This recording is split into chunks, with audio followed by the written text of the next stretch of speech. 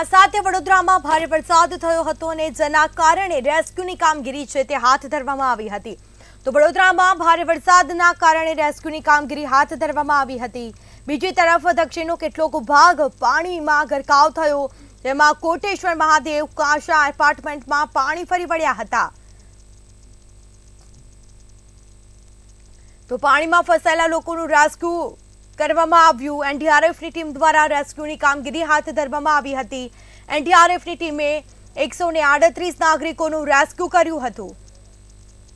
તો આ સાથે વડોદરામાં ધોધમાર વરસાદ વરસતા અનેક વિસ્તારો પાણીમાં ગરકાવ થયા છે। કેડસમાં પાણી ભરાતા લોકો પરેશાન થયા છે। બીજી તરફ એનડીઆરએફની ટીમ દ્વારા રેસ્ક્યુની કામગીરી પણ હાથ ધરવામાં આવી હતી।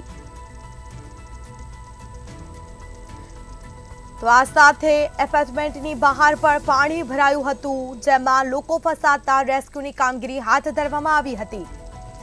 એનડીઆરએફની ટીમે 138 નાગરિકોનું રેસ્ક્યુ કર્યું। કોટેશ્વર મહાદેવ કાશા એપાર્ટમેન્ટમાં પાણી ફરી વળ્યા હતા।